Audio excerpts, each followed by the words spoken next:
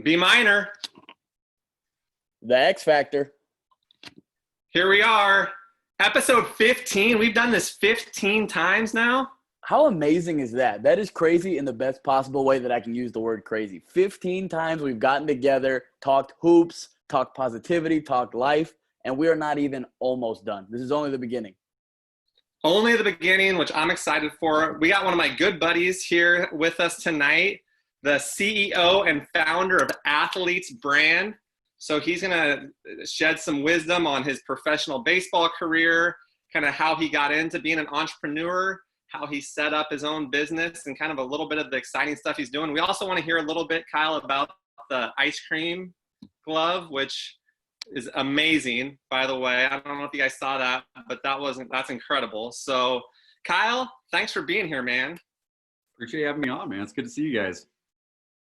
For sure. Yeah, it's good to see you too. I'm bummed I missed that trip down there a couple weeks ago, but it's epic. You guys had a great time. It's a good time. Yeah, we do that. So year 7 now, doing the campfire event. So it's good. It's a little toned down because of COVID this year, but everything's a little toned down now, unfortunately, but we're making the most of it. Everything's been toned down a little bit, right? Absolutely. Except for B minor and the X Factor, we've turned up, turned down, turned up. I think it's turned up, so like with a T at the end of it. Turned up would be okay. I guess it'd be acceptable, but we're more turned up. I think that's the best way to put it for us. But don't they have a song that goes, turn down for what? And then it goes, I think it's Lil Jon that says that. Yeah. Killer. Yeah. Okay, Kyle. Let's go. Tell us a little bit about growing up in Southern Oregon and kind of how somebody makes it out of Klamath Falls, and take us through kind of your baseball career and how you started Athletes Brand. Yeah, no, I grew up in a small town, Klamath Falls, a small farm town in Southern Oregon, about 25,000 people. My dad played pro ball growing up, and my brothers all played college ball. And so I kind of grew up in a sports family, right? And growing up in a small town, you have a choice really to play sports, or that's about it. There's not a whole lot of options. So I played football, baseball, and basketball up through high school. I ended up signing college and played 4 years of college ball at 4 different schools. Signed with the Padres after that for about a month. And during that time, I started my company called Athletes Brand. It kind of stemmed off of, I broke my back in middle school. I found out that I had a spinal fracture from a disorder called spondylolisthesis. And it really forced me to start thinking about, okay, what's next, right? If baseball doesn't work out, if I don't stay healthy, do I have another option? And so what stemmed from that was this company, Athletes Brand. It was a clothing company that had started as just a way to get some beer money in college, to finding out that sales were actually getting really good. And over the next 5 years, after I decided to quit baseball and go full-time into Athletes Brand, started transition from just being a clothing company to starting to do management for players, working with athletes from the NBA, NFL, MLB, MLS, even poker players like Chris Moneymaker, and we were all over the board. So in the last, over the last 7 years, worked with a little over 1,500 players and helping them figure out what they stand for. What's their story? How are they valuable to brands? How can they monetize themselves off the field? So it ended up becoming my focus of how can I really leverage storytelling to help players have a better chance at a post-career if sports didn't work out. And now Athletes Brand in 2020 have my share of up and downs. Just this last year, to the beginning of the year, plan to start a film company as part of Athletes Brand. So we're going to start creating our own documentaries, our own streaming shows, partner with Chase Darno, who just retired from the major leagues this last off season, great filmmaker. And then COVID hit, and also just dumped all this money into Athletes Brand as far as what the upcoming MLB season is, for all the videography, all the photos, all the shirts that we would do normally for a Shirt for a Cause campaign. We'd have a couple hundred shirts on hand to start giving out to influencers. So all of a sudden we're sitting on all of that debt. And so it's kind of cool because I bring that in because over those last few months, we launched the baseball glove 3 weeks ago. And so when things seemed like it was going to be a really kind of tough year of trying to figure out problem solving and whatnot, this baseball glove is a baseball glove that looks like an ice cream cone. There's never been a baseball glove made that looks like something before. And that did more in sales than the last couple of years combined, really, for Athletes Brand. So that's kind of where we're at now. Is we've got the film company launched after making it through COVID. Just about to roll out the new glove company based off of the sales of the glove and focusing on helping players use their stories to make a difference in some way. That player management aspect of it, I mean, it's all incredible. But that player management aspect of it is awesome because I see a lot of athletes, you know, especially after they get out of college, people that I know personally are like, hey, you know, I have this platform, whether it's I have a lot of followers on social media, I have this platform of, you know, people that I've connected with and networked with through my playing career.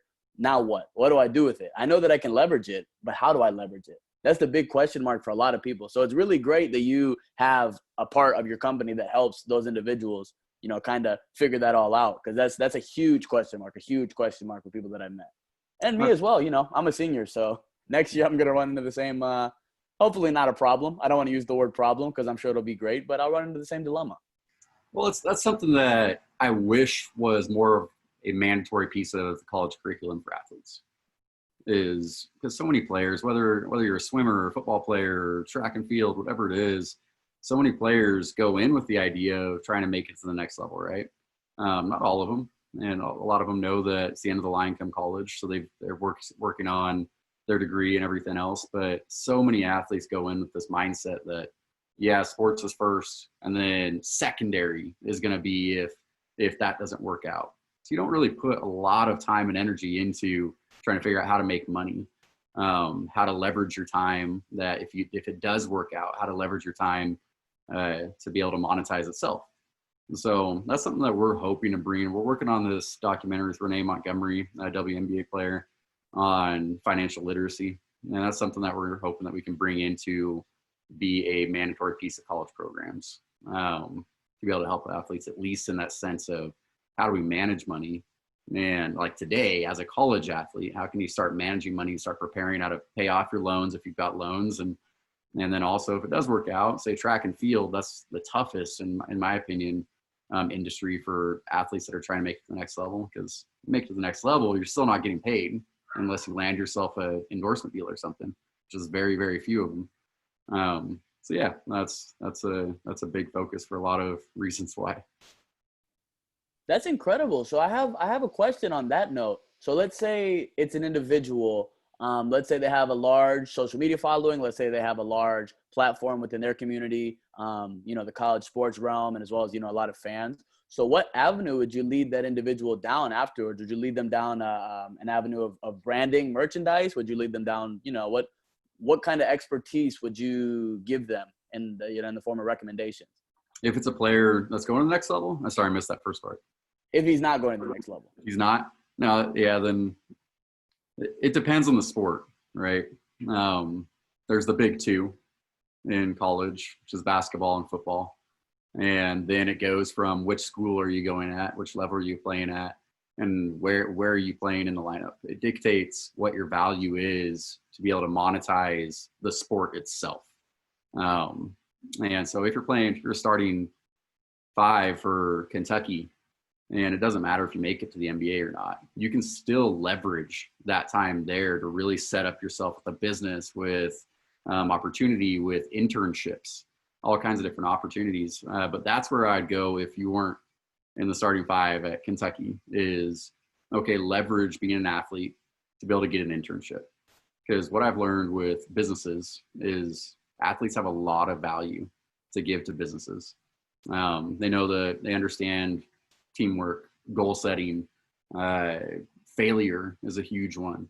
A lot of different components that add insane value to any business. So as an athlete, and from what I found, a lot of guys, a lot of girls are able to land internships that sometimes are out of reach for a lot of regular students.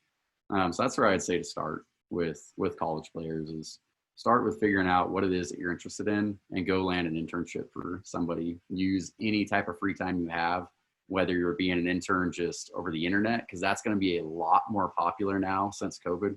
I think it's going to be a normal part of internships moving forward, is that you don't have to be in person at the business, that you're going to be able to do stuff through Zoom, through Slack, all these different ways that now you can manage a team and still participate and educate. And so start there. And then after that, it's make sure that you're taking the right classes. And this is something where I struggled with. I ended up having to just make a decision come my senior year. Do I want an education or do I want to graduate? And that shouldn't be a question that you should have to ask yourself, right? With my schedule for baseball, I didn't have the time to add any extra classes.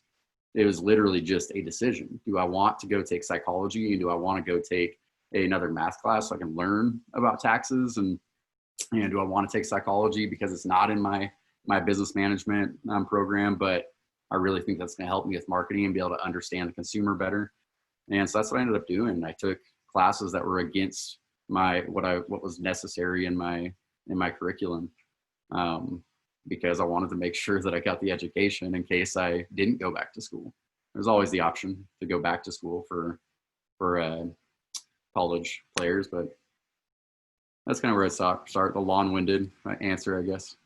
If you guys can see the screen, here's a picture of Kyle's glove that he designed. That's sweet, man. That thing is amazing. Look at that. It looks delicious. Is Is it edible? It does look delicious. We're working on scents.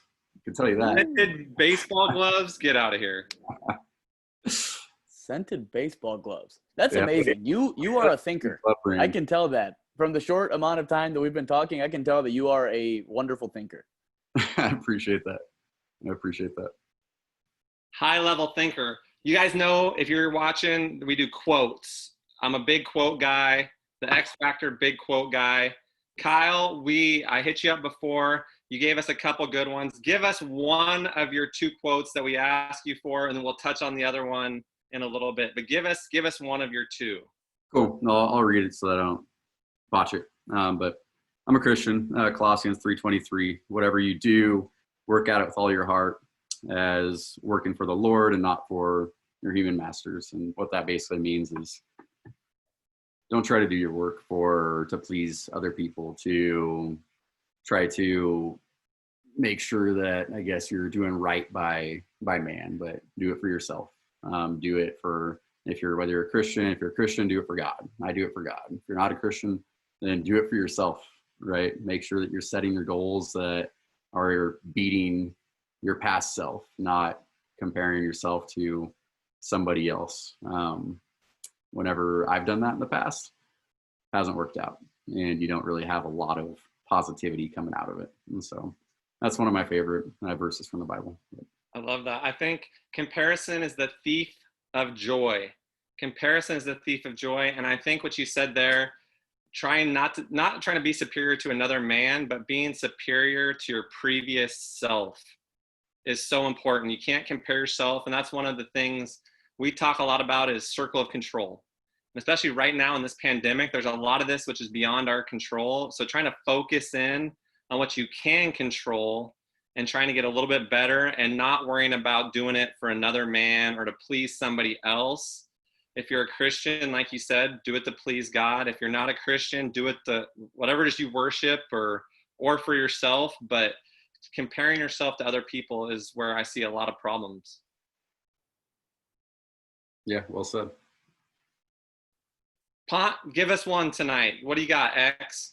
I've got one for you, B Minor. You know I always come with these short but very meaningful quotes. Mine this week was this: come prepared, opportunities are not promised. What do I mean by that? Let's say that you are trying to get something accomplished. Don't know what it is. Whatever. Think about it right now, as a matter of fact. Whatever that you really want to get accomplished, your number one goal right now. Let's say that you're trying to get it done. And then somebody comes up to you and connects you to an individual that can help you get that goal done. Hey, I'm going to put you in a room with this guy. This guy is whether he's worth big money or whether he works in the industry that you're trying to work in, or whatever your goal is, this guy can help you. Put you in a room with him, boom, get it done. What if you don't have a plan? What if you're not ready? It's very easy to say, my goal is this. I want to get this done. I want to be a billionaire. I want to open up a restaurant. I want to do something like that, right? Easy to say it, but you have to have some kind of goal. You can't just say it. You can say it and say it and say it. Try to speak it into existence, but with no concrete plan, if you don't put the work in, and if you don't have a plan, more importantly, it's not going to get done. So always have a plan, and when the opportunity comes, be ready to grab it by the neck and just have it until you're ready and until your goal is accomplished. Good, better, best. Never let it rest until your good is better and your better is the best. I'll say that again because it rolls off the tongue, but it is a little bit tough. Good, better, best. Never let it rest until your good is better and your better is the best. So never being content, never being satisfied with where you're at.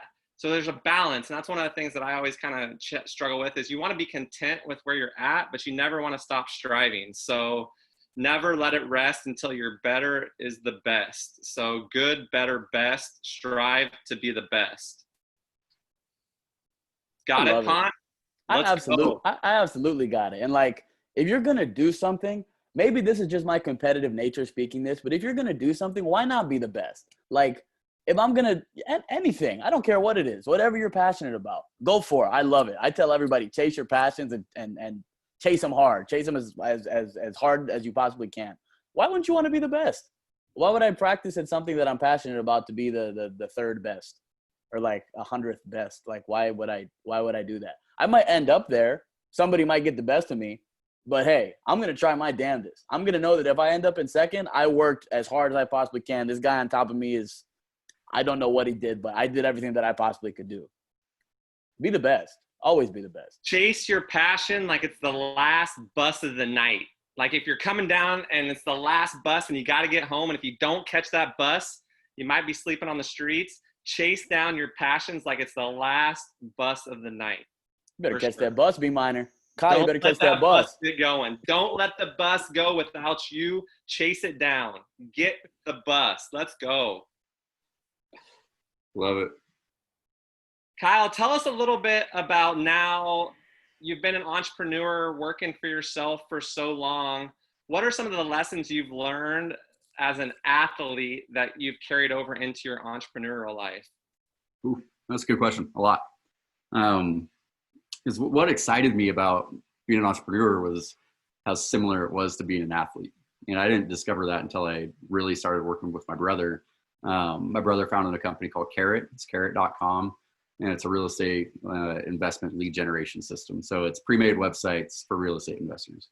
But that was my real first taste, I guess, of real entrepreneurship, not just me flinging it against the wall in college. And what was exciting about it was that your success is completely dependent on yourself, on how hard you work, on how much you learn, how constant and how consistent your education is. It's constantly trying to figure out edges over the competition. You could create competition out of it by competing against yourself and your goals, how you're doing that, or even competing against other companies and figuring out that sort of stuff. But for me, it created this, I guess, fire that I had never had matched before outside of sports. So the biggest thing that I've taken, I guess, from being an athlete into entrepreneurship is that consistency. And even with my podcast, when I'm like interviewing, whether it's AJ Vaynerchuk or Lewis Howes or Ashton Eaton, they all have the same, I guess, recipe to success. And it's just consistency. It's being consistent at whatever it is that you're trying to work towards, right? Whatever you're trying to achieve. It's not giving up right at the finish line. I've seen so many people that you could see that they're on the brink of success, but then it's over these next few months, it's super, super negative mindsets. And all of a sudden they decide to throw in the towel. And I've also seen on the flip side, me this year, like we've been having a great last 7 years, but then all of a sudden it took 1 year, one crazy COVID year where we decided to go all in on something at the worst possible time, not knowing that there was this potential that sports could be shut down. But at the same time, I could have just folded up and taken the easy route and said, okay, I've got another business that could use all of my attention right now that is doing really well. Instead, gunned it through, figured out some other products to release, stayed consistent with what we were doing day to day and didn't give up. And next thing I know, we doubled our sales, like I said, from the last 2 years in a matter of just a few weeks. So consistency, that's I don't know how many times. That's consistency is the key to a lot of things. And I think that that's something that you do learn is that, and I love that you were able to adapt with, I mean, there's a lot of businesses that just gave up. Well, sports isn't happening, I can't do it. Or this isn't happening, I can't do it. But you were able to adapt and shift. And I think that's something you learn as an athlete, but that just shows that you didn't just get stuck there. You were able to detour and veer around and still now crushing what you've done in the past. And it's funny and very relevant that you mentioned consistency, because literally not an hour ago, I was eating Chipotle and I was talking to my roommate who was sitting across from me also eating Chipotle. And I was like, man, this Chipotle is good every time. This is what's good about Chipotle. They're consistent. You know, when you go to Chipotle, they might stiff you a little bit on the chicken and maybe they don't give you as much as this, maybe not enough corn, but it's going to be that same good taste every single time. Every time, you know exactly what you're getting. Consistency is so important in a business, so important. They're going to keep me coming back because I know next time is going to be good again. It's not like there's plenty of sit-down restaurants I went to. One time it was good. Another time I went there, maybe the chef was arguing with his girlfriend or something. I don't know what the problem is, but then the food is just terrible, and then I don't want to go back. Chipotle, consistent. Great businesses, consistent. Keep you coming back. Yeah, it could take one bad day of customer service, one person that had a bad day in a business to lose a customer. But talk to us a little bit about your, was it with Danica Patrick, the pitch that was pretty cool. That's just something that we talked about a couple of times, and I thought that was pretty cool. Talk to us a little bit about that. Yeah, I guess that was a key part to the story. So what was that defining factor that made me just finally decide to go all in on Athletes Brand was I had a buddy that worked at GoDaddy, and he texted me and goes, hey, do you have any need for funding for your business idea? Because he just bought a beanie off me at the time. And at that time, the company was literally just an idea. Like, it was a website. It wasn't even a registered business. But he said that the CEO of GoDaddy walked by him at work, said he liked his beanie, asked him where he got it. And long story short, they needed a fifth person in their Super Bowl commercial. And their Super Bowl commercial was they were putting 5 entrepreneurs that had startup companies that needed funding to basically go in and do a pitch to a celebrity. So I didn't know what was going on outside of that. I do an interview and stuff with somebody from the show. 5 days later, they're flying us out to Charlotte, North Carolina. Still no idea what is happening. Like, all we know is that we have to pitch our business to a celebrity. Next day we get up, we do a bunch of like short commercial type videos in the hotel. Then one by one, they start busing all of us out. We show up to Charlotte Motor Speedway, and it's like a 5-hour long process of like waiting, and same thing. We all get put into one room again, and one by one people start being taken out of this room, and I go last. And so we're sitting in there, me and my brother, I flew him out with me too. And so we're just sitting in there waiting, like trying to figure out what the heck's going on. Golf cart comes, gets us, drives us up there, takes us out. They say you have 1 minute to set up your pitch. And we didn't have a table. We didn't know what we were setting up on. So we're just like, shoot, I've got this bag of clothes. I've got these banners, the most impossible banners to set up. It's like those spider ones where you have to plug in all the poles into them. And so we just start like frantically putting stuff together. My brother starts laying stuff out on this table that was sitting to the side, and I start putting together this banner, and we get it done. And they go, okay, well, this isn't who you're pitching it to. Because there was like a couple people standing in front of us waiting. And then Danica Patrick comes drifting around the corner on the track, comes coming in, slams on her brakes, like it's up close. We have to pitch, or I have to pitch, the business tour from the passenger seat of a race car and 4 laps going around Charlotte Motor Speedway. So that's what the commercial ended up being. Sitting in the passenger seat, you could grab whatever you could fit in. It was literally all just like push, trying to make you not have time to think, sort of thing. Get in the car, she takes off, and you have to remember your pitch that you had. And you only have 4 laps to get it out. So I did pretty well. Like, she'd go up and scrape against the wall, like super, super close to the wall. Whereas it's like watching some of the other people's reactions, which I wish I would have had like a big reaction now, because that's what they showed in the commercial, right? They want the people that are having like these super scared moments, and those are the people that are going to show tons of footage of. But at the end of it, it turned out that the winner would win $50,000. They showed the commercial during the Super Bowl, and then we had 30 days where it was up to us to get as many votes as possible. So it was me, this guy that owned a restaurant called Bears out in, I think, North Carolina, Jamie McDonald, and he was a competitive eater. So he had a YouTube channel where that's all he does, just crush food, right? And then there's another guy from MTV, and 2 awesome girls. And it was like this hodgepodge of random businesses that were put in there. But Jamie crushed it. He's getting like 5,000-6,000 views per video that he was dropping, because we were going like 120, 130 miles an hour in the car. So he'd eat 120 cheeseburgers or 120 wings or whatever it was.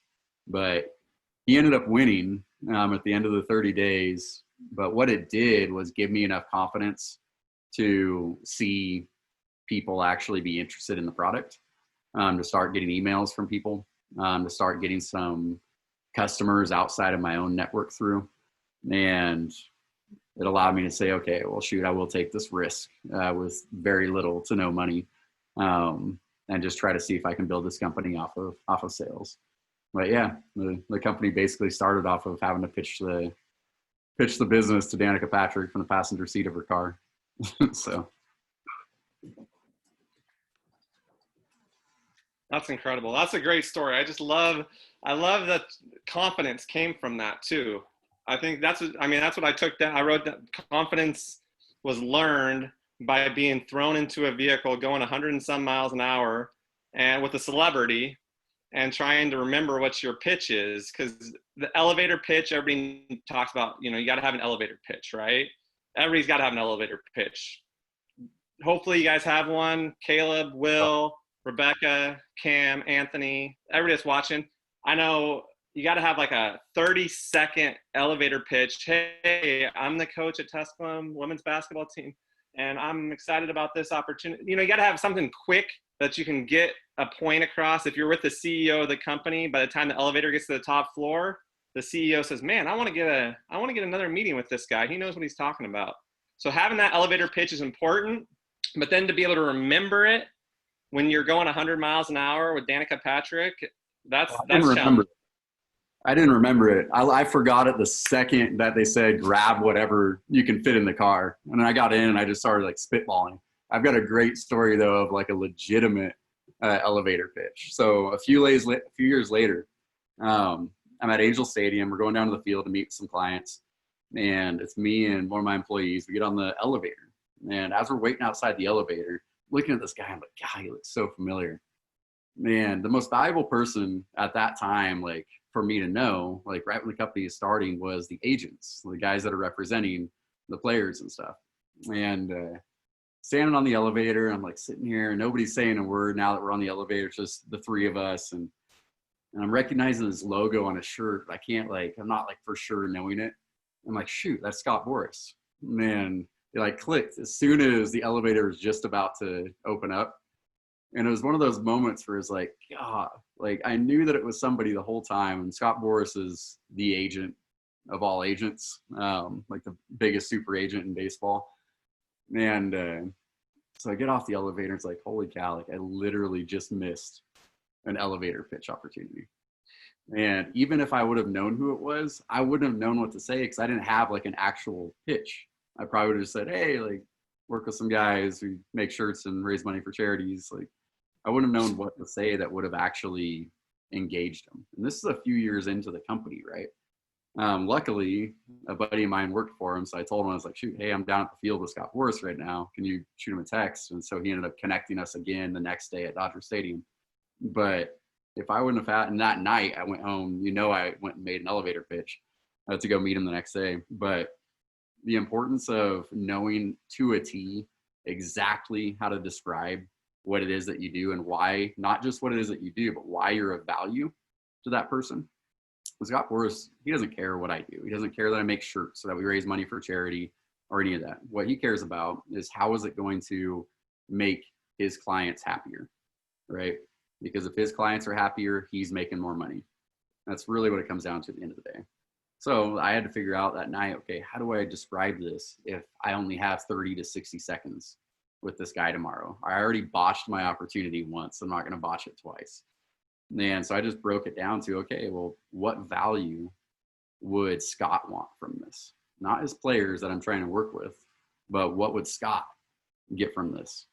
And the value for him was that players are constantly requesting stuff for charity. They're requesting stuff to design their own shirts. And he didn't have anywhere that he could go where he could just say, get it off my plate. I don't need to deal with this anymore. And it's going to please all my clients. I can't make him direct money from a shirt for a cause, but I can make his clients happy. So that's basically what the pitch ended up being, was telling him how I can make his clients happy. But I can't tell you the importance of knowing a 30 to 60 second value pitch. What value could you tell, or what could you tell somebody that they immediately know the value that they're getting from you? The confidence behind it is so important too. Like, how many people do you know that, I know a lot of people, like, they saw a celebrity in person, or they saw somebody in person, or even like a pretty girl in person. They're like, oh my gosh, I wanted to talk to him so bad, but I just couldn't talk to him. I just didn't have the courage. Like, talk to him. What's the worst thing they're going to say is, no, I don't want to talk to you. Okay. At least I tried, at the end of the day, I can go home and say, you know what? They want to talk to me. It's cool. If I see LeBron James in an elevator, there's no way I'm not going to say, what's up, LeBron? What's going on? Like, let's talk. Can I take you out to dinner? Like, can we do something, man? I'm giving an elevator pitch or something. Like, but so many people are just afraid to talk to people. And I think that's a huge, especially in my generation. I'm 21 years old. Like, college students, a lot of college students just, they lack that confidence. They don't have that, like, I'm going to go out there and just talk to anybody and everybody and see what I can get accomplished. I mean, even if you're not trying to get something accomplished, just to talk to them, hi, I like people, networking is good. Absolutely. The elevator pitch, my elevator pitch was with Coach K. Mike Krzyzewski is some people know him as Coach K, but Mike Krzyzewski is full name. I had it all planned out. When I meet him, I'm going to say I'm from Southern Oregon, near where Kyle Singler's from, because Kyle Singler was currently playing for him. And I said, my brother went to West Point. That's how I got this position. His name is Joe Miner. He's a major in the Army. Major, minor. My name's Coach Miner. Nice to meet you. And next time I saw him, hey, Coach Miner, how you doing? And since then, every time I see Coach Mike Krzyzewski, he remembers that, his brother was in the Army. He doesn't know my first name, but that major minor, that little joke of, your brother's a major and your last name's Minor, oxymoron, ha ha ha, Southern Oregon, and it worked. He remembered, and that's just a credit to him and his presence. One thing about Coach K is when I was talking to him, it wasn't like he was on his phone. Well, I wonder what LeBron's doing, or where's Kobe, or, he was listening. And that's something that I wouldn't talk trash about him, even if he did totally blow me off, right? Like, because he's the GOAT. He's the greatest of all time. He's won almost 1,200 more college basketball games than I ever have as a head coach. So he's pretty good at what he does. So I wouldn't be the fact when I met him, he was humble enough to introduce himself. The same thing with Pat Summitt. When I met Pat Summitt, she comes up, shakes my hand, looks me in the eye and says, hey, my name's Pat Summitt. Nice to meet you. And I'm like, I kind of know who you are. But there wasn't any ego. There wasn't like, oh, you don't know who I am. It was, hey, nice to meet you. When you meet somebody, introduce yourself. And obviously I knew who Pat Summitt was. I knew who Coach K was. But the presence of Coach K is something I'll never forget, that he was actually genuinely listening.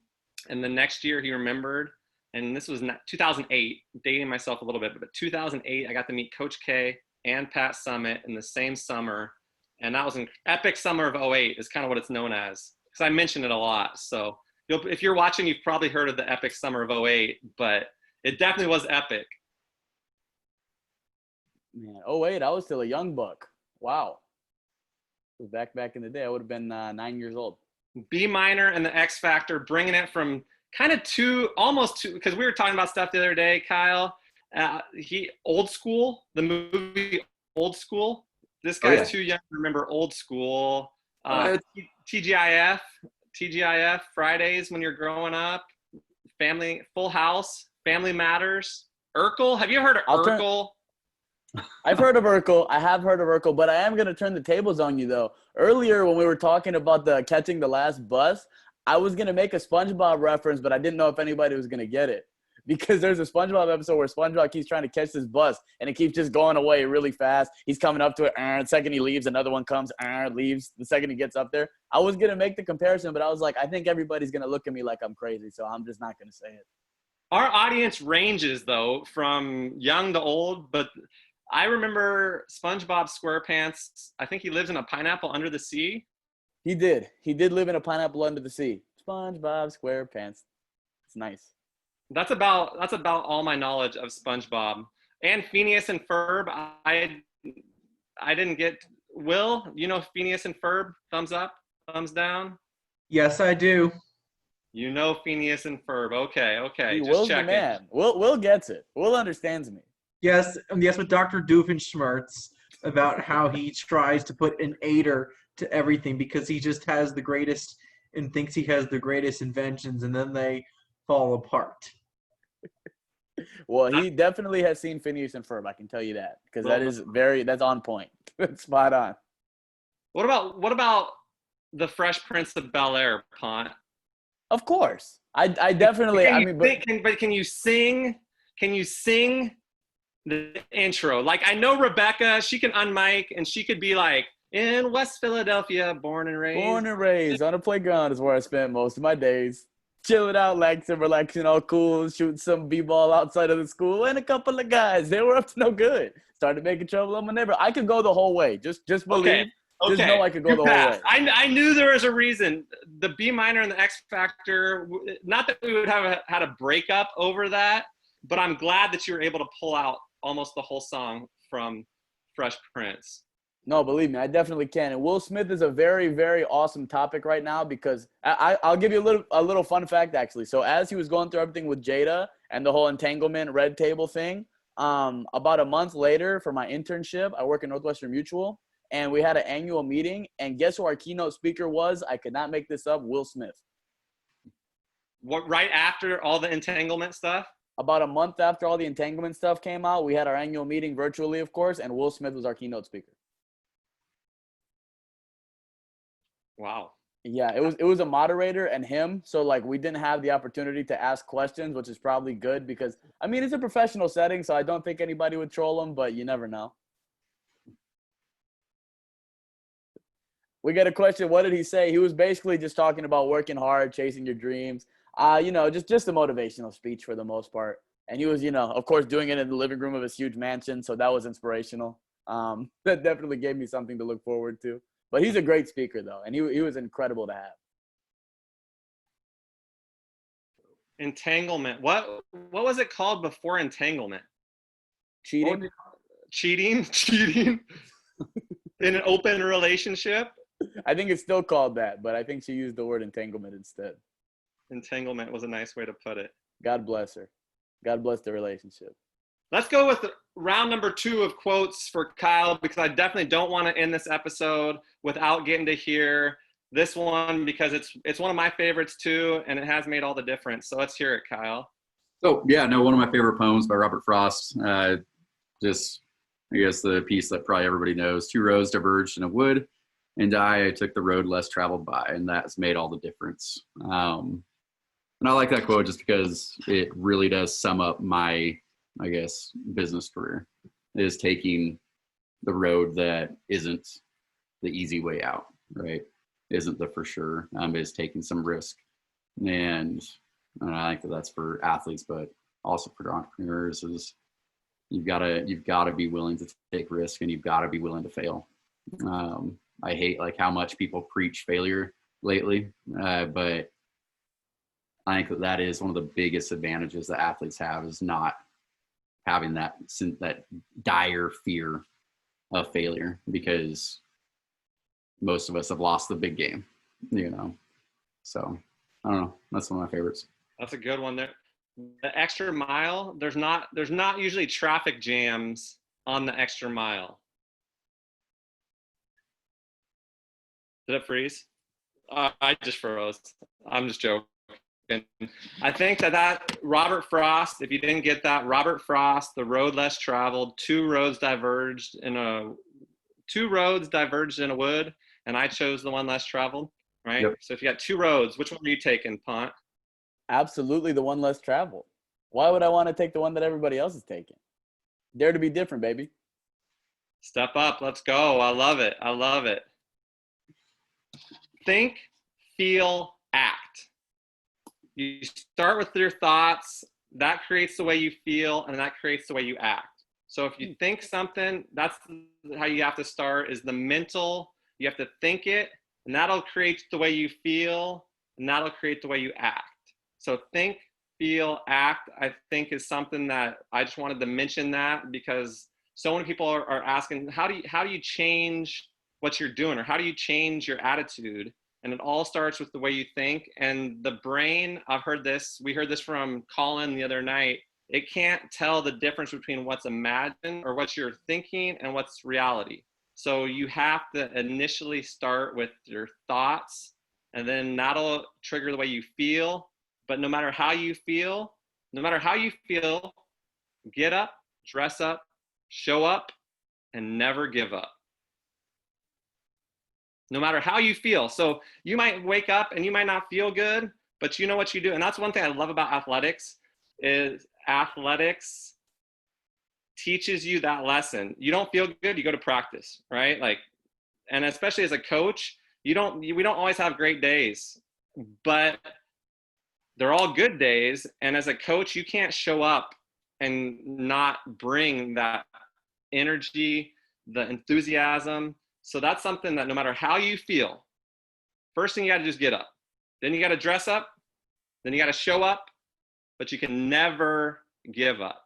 Never give up. Don't give up. Never. Never. It's not worth it. Jimmy You V. came this far. Never give up. Never, ever give up. Jimmy V, one of my favorite speeches. If you haven't heard it, Google Jimmy V. ESPYs. Caleb, have you heard that one? Caleb, write this one down. Jimmy V. ESPYs. So we got a question. Rebecca, thanks for jumping on. Who is your inspiration to move beyond just being an athlete? Is that for me? That's for you. Yeah, she doesn't care what I have to say.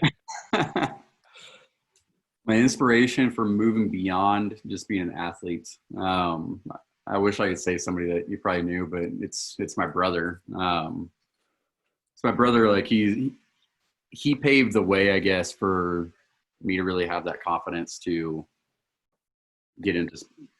That's the thing. Like with sports, I've always had confidence. I've always had confidence when it was sports, football, whatever it is. Like it could be racquetball. I've never played racquetball, and I feel confident going into it.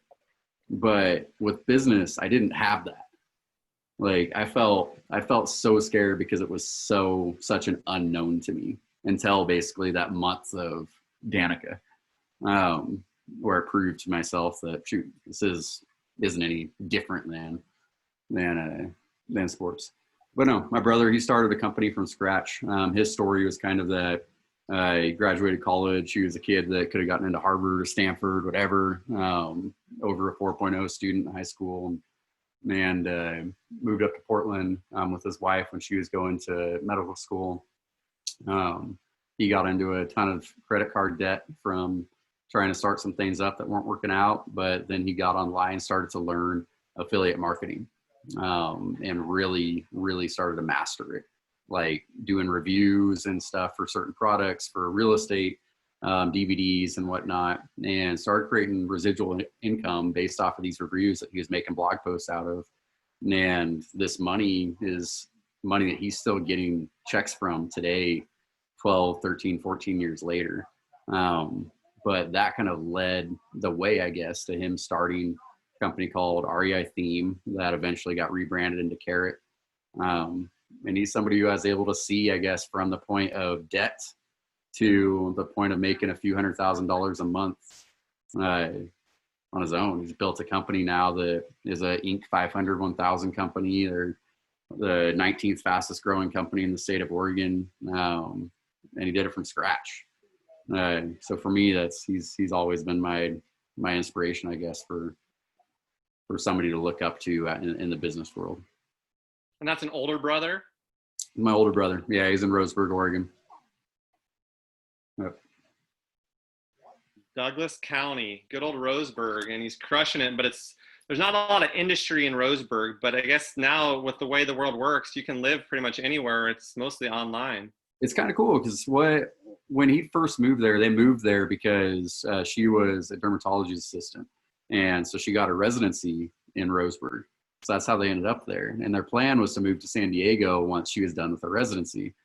And then they ended up liking it. The town was really struggling financially, but what he ended up doing was just building the town based around his business. So he's had people bring multi-million-dollar companies from Florida, from Texas, from different parts of the country, just to be around him now and his hub. So it's been really cool to, I guess, see that there was the stigma for a tech company that you need to be in Silicon Valley, but he debunked that theory, right? He started it in rural Roseburg, Oregon, to where tech companies are going there just to be around his hub. And so you don't have to go to wherever the popular place is if you don't want to. You could start it in your small town. He's proof of that. That's inspirational, man. Write your own story. Forget about Silicon Valley. Forget about it. I'm gonna make my own hub right here. That's awesome. Yeah. Good question. Will, do you want to unmute and read that question to Kyle? Yeah, sure. So Kyle, so I've appreciated just how you're working with Renee Montgomery, because I've watched her growing up playing basketball in college and into the WNBA, and seeing her now with Black Lives Matter movement growing and speaking more about it and taking this season off. And I'm wondering just how has it been working with her to grow the financial literacy initiative, because she's such a great ambassador for the game right now. Yeah, what's cool about Renee is that she's got a lot on her plate right now, right? She's basically put the weight of being a representative of the WNBA for social justice, and then she just landed a TMZ job. So now she's a host on TMZ. What else? She's got 2 other gigs that she just landed too. But she still wants to focus on helping out athletes outside of this big scope of social justice. So with her goal was, typically when somebody comes to us with a documentary or a show, the idea is to get it sponsored out, is to get it picked up and distributed through a network. So we're looking at Netflix, we're looking at Uninterrupted, we're looking at HBO. And with her, she didn't want that. She wanted to make sure that the truth of the film wasn't being taken away to fit Netflix's needs and what they were going for. She didn't care about the money that could be made off of this, which a lot of money could be made off of this if we do it the right way and take it to Netflix. But she didn't want that. She simply wanted it to go directly to the players as an educational piece, and wants us to completely find the funding elsewhere for it. So right now, that's what we're doing, is we're working on funding sponsorships to help cover the cost of production for this film. But what she wants to do with it is use it for players associations, so distributed, so that players in WNBA, NBA, NHL, NFL have access to this, to make it part of a curriculum at universities for student athletes, to make it part of a package that players get at agencies, to make it part of the alumni associations for players that are even retired, to be able to have access to it still. So not just student athletes, not just professional athletes, but also retired athletes. So that's what's been cool about working with her is that most, I'm not saying athletes, but most clients want to make money off of the product that they're putting out. And she doesn't. I'm sure it'd be nice if we could figure that out, but she's been very, very straightforward about the fact that she solely wants to make sure that this is something that impacts and helps players. And so does that answer your question? Oh yeah, and definitely, and like I really liked her initiatives and what other WNBA players have done to focus on social justice initiatives, with having the Social Justice Council, and even today the Washington Mystics were putting bullet holes in their shirts for the 7 bullets for the person that was killed in Wisconsin to represent. Yeah, it's amazing what power the sports world has. You saw it today in the NBA. NBA might be done. That's a real question right now. I'm talking to one of my clients on the Bucks not too long ago, and there's a real possibility that these games don't get picked back up. They don't know what their end goal is right now. They don't know if it's going to be a week. Because what it's really depending on, comes my dog. What it's really depending on is how the public takes things, right? This is Griffey. Hi, Griffey. Let's go. What's going on, buddy? Welcome to the show. Look at Griffey. He's a good boy. You can tell he's a good boy. He is. A little 8-month Aussie doodle. But yeah, no, it's cool to see the power that sports has, and really that's the thing with the NBA right now with them shutting down. I think you're going to see that sports. Sorry, let's go, buddy. That sports are going to be something that are a lot of ways going to dictate how the rest of the social justice movement's going to go for the rest of the country, because they're being the face of of TV. It's what people are looking at right now, right? It's the escape. And I think that's how the players are taking it, is that they're being seen as entertainment to distract from a larger issue. And when this larger issue hits in your home state now, in Wisconsin, then it's not, the guys don't feel like it's the right thing to be able to continue to just be entertainment anymore, if that makes sense. So there's a lot at play that these guys are having to figure out on the fly right now. They didn't know that they were going to sit out this morning. They decided that over the few hours before the game. No other team in the NBA knew that. But it's a decision that's going to completely change, I think, the way that people are looking at the social justice movement. He was saying that they were on a call with the Attorney General, right after the tip-off was supposed to happen. Like the whole team was in the locker room on a call with the Attorney General discussing what needs to be done. So sports are a powerful position to be in. And with LeBron James's, I don't even think that you could call it a celebrity anymore. It's just this stance of he's a force. He's the biggest force in sports, and he's one of the biggest forces in the world. Politicians are not. And now with him getting this kind of power that he has, I think it's going to start giving a lot more power to athletes and their takes and their stances and their control over situations too. Which also means that you need to make sure that a lot of athletes are a lot more educated in areas, right? So athletes aren't necessarily training to be politicians or social justice leaders or anything like that. They're people. That's really what they are once they step off the court. So, and their story being told, for sure. That's one thing I know a lot of athletes, and that's one thing you help with, though, is how do you tell that story of, you feel strongly about something, but then how do you get that out there eloquently, professionally done? And I think that's where you guys have come in, is being able to tell people stories. Even when it first started, just by making a t-shirt for Jared Goff based on something that he felt strongly about. Yeah, I mean, that is our big focus, or my personal focus, I guess, is helping players be able to communicate what they're trying to say a lot better and know exactly what they're trying to say. There's a football player a few years ago that if he would have planned things a little bit better, I think it could have been perceived a lot differently. not just among the media and not just on the people that disagreed with it, but among his teammates, among his comrades as players in the NFL.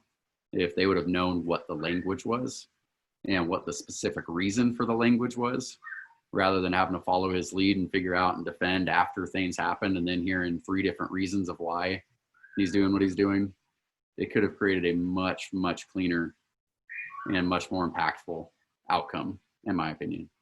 I think there still would have been a lot of struggle, but at least there would have been a shared, a unity in a message, right? So that's even with this, with the NBA going on, like what's good is that they're all in the bubble, and that they are going to be able to be communicating as a group before teams are going to start coming out and really starting to be sharing different reasons of why the league's kind of shutting down. So that does help. Whereas in the past, that wasn't really an opportunity to go talk to every player in the league, sort of thing. So I think that the leagues are learning, and the players are getting smart. They are. Players are getting educated. They're getting smart. They're doing their due diligence beyond just reacting off of emotions. And I think that's why you're going to start seeing athletes being the big leaders in issues like this. For sure. Basketball, all sports, I think, are unifying. I know from my experience playing in college, we had 5 different countries represented on our team. Obviously, multiple different races, religions, and we all had the same common goal of trying to win basketball games. And so I think basketball I think sports are unifying. They bring people together. And so I do think it is a powerful message when you have a group of people that people look to saying that this isn't right. Mm-hmm. Yep. Yeah. Storytelling and messaging is key. It is, whether you're trying to get sponsors or whether you're trying to make a difference. So absolutely. Well, that was awesome, man. Well, hey, I really appreciate you, Kyle. It's getting late, especially on the East Coast. Coach Cam back there in Tennessee, we appreciate you joining in. It's earlier in Hawaii where Caleb's listening in from. But awesome. Definitely appreciate you, Kyle. Where are you at tonight? Where are you? Where are you? I'm in Klamath Falls. Yeah, getting back to waiting out COVID in Oregon and also the 115-degree heat in Scottsdale. So head back to Scottsdale in October. Yeah, get out of Arizona in the summer for sure. Absolutely. Pont, parting shots. What do you got? Anything to leave us with? Yeah, I want to say that there were a lot of great nuggets of great information here. So please, I say this a lot, but I really, really, truly believe that you need to replay this. Like if you're an entrepreneur, if you're a student athlete, if you're somebody who's even interested in being driven or motivated, which should really be everybody, but hey, I don't judge. But if you are into motivation, then I think you should rewatch this, rewind, do what you got to do to make sure that you get every bit of information that you possibly can. I mean, Kyle definitely dropped a lot of great info, and definitely appreciate him for that. Thank you for coming on the show and doing that. To everybody who's here live right now, appreciate you guys too. You guys make the show what it is, and you're the best. To everybody that's watching not live on the YouTube right now, you made it to the end. So you're probably about an hour into the video, and I hope you enjoyed it. So that's awesome. B minor, you know what we part with. At the end of the day, if you're going to walk on. Let's go. If you're going to walk on. I'm going to go ahead and